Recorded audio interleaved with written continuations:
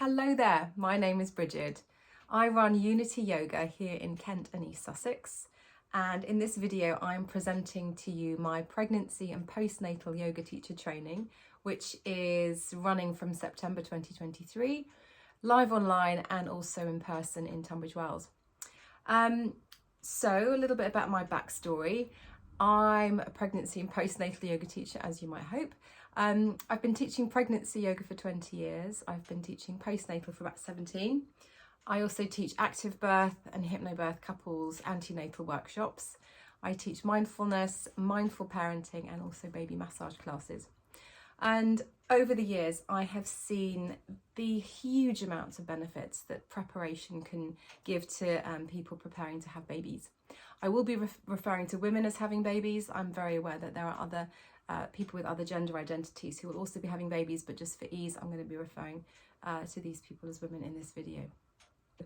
As a pregnancy yoga teacher, it's very likely that your woman is going to come and see you once a week for an hour, possibly from 14 all the way to 40 weeks. So you're going to be the person that she sees the most in terms of professional healthcare. She'll see her midwife a handful of times. If she has a doula, she might see her doula a few more times than that. But she's going to see you every week for at least an hour. And in that hour, that is such a valuable time for you to download, inform, help her to get some of the embody the knowledge that you're going to impart with her. Birth is a psychophysical experience. And in our pregnancy yoga classes, we have the chance to help her prepare both her mind and her body. So I'm going to talk through 12 of the benefits of doing a pregnancy yoga class. Number 1, you can do pregnancy yoga all the way through your pregnancy. So your class could offer the woman a safe and consistent space to exercise and stay fit and healthy throughout her pregnancy. Particularly useful if she's been doing other forms of exercise that might become less appropriate as her pregnancy develops. If she did contact sport, horse riding, climbing, something like that, she'll want to stay active, and your pregnancy class is somewhere she can stay active. If a woman takes 150 minutes of moderate exercise a week, she will have a shorter, easier and less complicated labour. This is a research paper.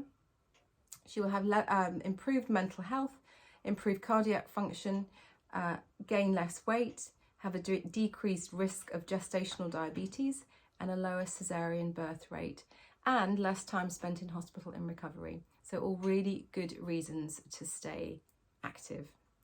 Number 2, yoga increases strength and flexibility. Who knew?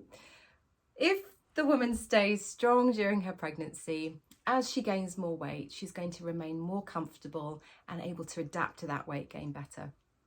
Another benefit of staying strong is that means she's going to be able to stay active and mobile during her delivery as well, during her labour. If she's active and mobile, then that helps the baby find their way down through the pelvic bones and can increase the speed, the efficacy of the labour surges, and also puts less pressure on the perineum, so there's going to be less likelihood of tissue damage. Flexibility.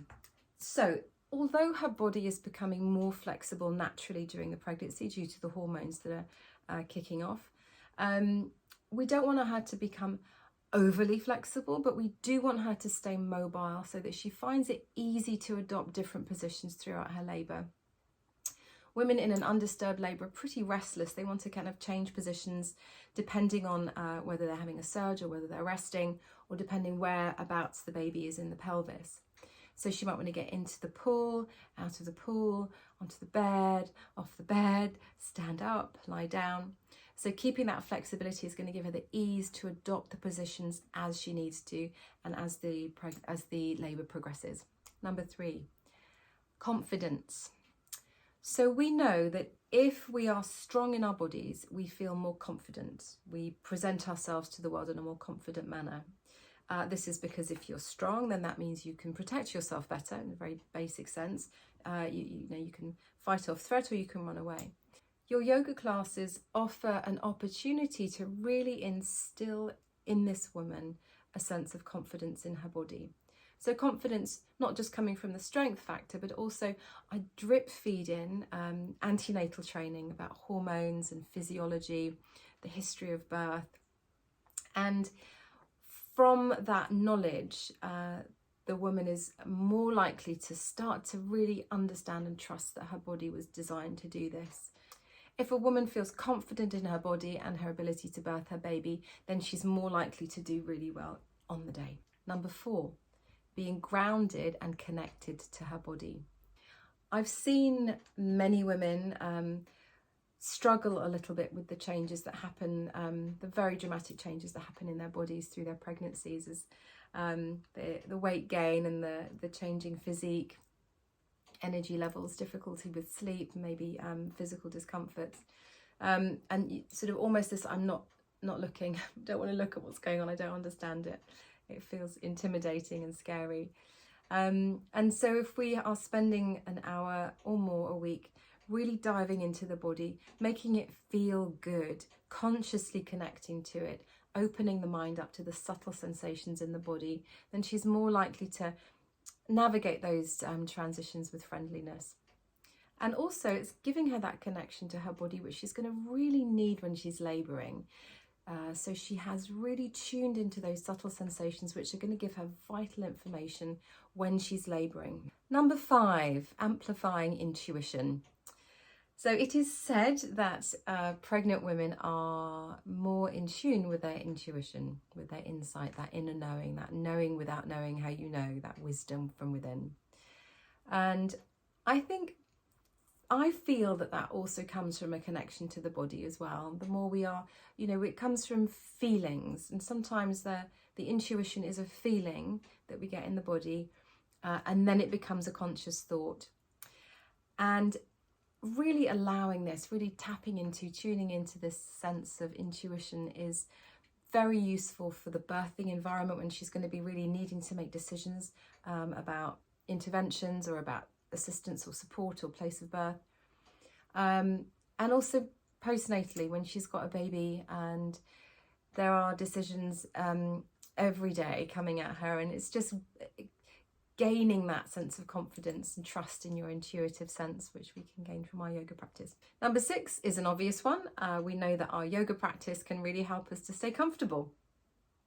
The woman's body is going through changes on literally every level of her physiology. She has got changes in her musculoskeletal, her respiratory, her hormonal, her digestive, the lot. And so sometimes these changes can manifest as discomfort, backache, very typical, pelvic girdle pain, knee pain, foot pain, shoulder pain, rib pain. And so to a degree, keeping her mobile, keeping her musculoskeletal system mobile and balanced is really going to hopefully help to stay on top of some of those changes. Number 7, learning to yield and surrender. Now, I use the word surrender in a positive way. Women during the labour process will find a point when they have to surrender to the process, whether that is surrendering to the caesarean birth, that seems to be the best way that we're going to get this baby into the world. It's like, yes, I surrender to that. That's okay. We're going to go with that. Or surrendering into the pushing phase. There's a very notable change in energy in the transition when when the cervix is fully open and the baby starts to come down. That's often a moment of no, yes, and then she goes over the edge, goes over the precipice, and that's surrender. And I use the deep stretches or sometimes the holds in the poses to really use the breath and kind of get her to feel like breathing into that moment of resistance and surrender. So she's kind of practicing that as a concept, but also of having it as a sort of physiological experience. Number 8 is helping her to connect to and identify her pelvic bones and her pelvic floor. I get them to touch their pelvises, to find their sacrum, touch the pubic bone. We go right down around the clitoris, and when we talk all about the vagina, and we want her really to connect to that part of her body. We talk about physiology, so they've got sort of some idea of what you know, what's happening to which parts of their body, what they're called, what they feel like. We move around and we feel the bones on the floor and we feel the flesh moving, and we can feel the pelvic floor stretching and toning, and we do the pelvic floor in movements and in held positions. And so it becomes a very intelligent connection to those muscle groups, so that she knows what it feels, or what it might feel like to be bearing down, but she also knows what it might be feeling like to heal and lift afterwards as well, after she's had her baby. So really valuable preparation. If she's had an epidural, having that really strong neural pathway down to those pelvic floor muscles will help her to get that baby out nice and efficiently as well. Number 9, breathing. Breathing is the most useful technique that she's going to connect to during her pregnancy in preparation for whatever kind of birth she's having or ends up having. The breath work has the capacity to soothe her nervous system, to ground her mentally, so she has something literally to think about that's going to take her out of some negative thinking. It changes her brain waves. It also really allows her to tune into the softness that we get with the exhale as the body opens. We're breathing out. So we have practiced that release that goes through the birthing process when we are in that pushing phase or that expulsion phase of the labour. So if she's practiced breathing consciously, she's got that conscious connection to her breath throughout her pregnancy, then when she's in a situation when things are intense or challenging, she's going to turn to the breath because she's used to it, she trusts it, she knows that it's going to make a difference to how she feels. Number 10, learning to relax and connect to her baby.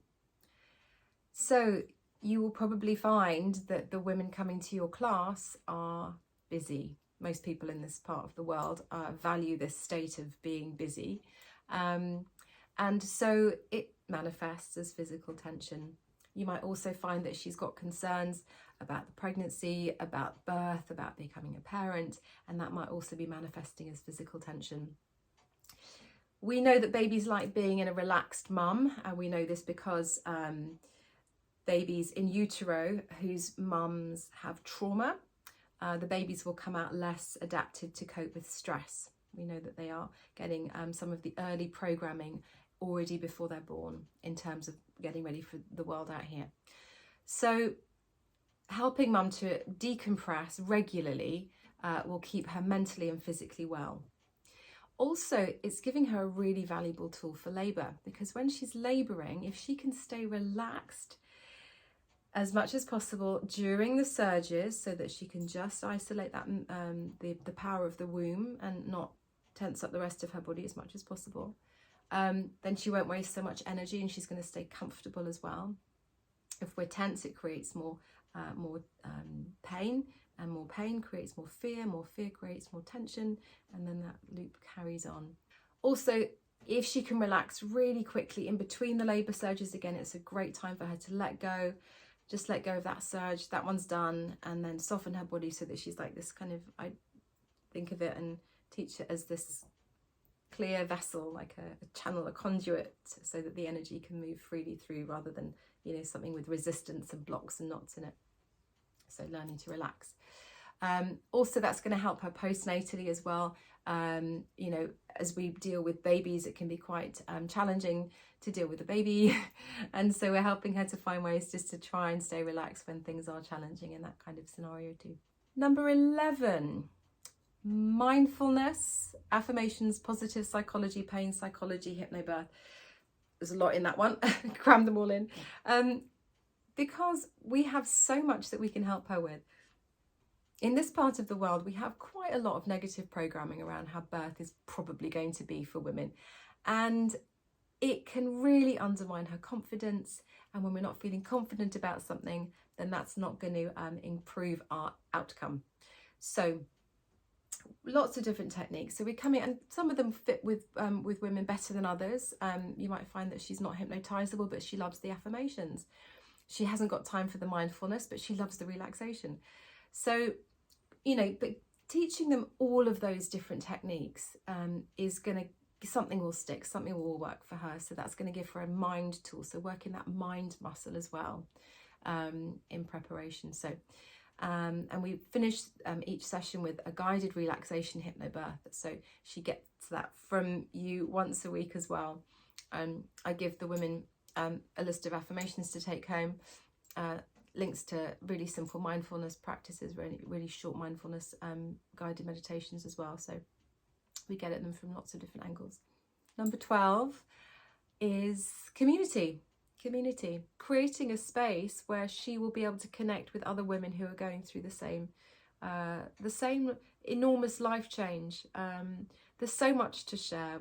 I open up the group at the beginning. We all share, how many weeks they are and how they feel and what's going on for them emotionally.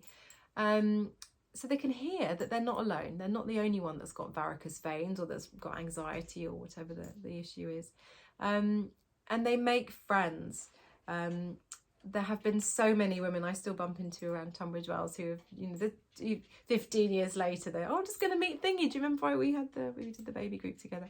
So making a new community to support you in this very unique phase of your life is absolutely crucial for these people.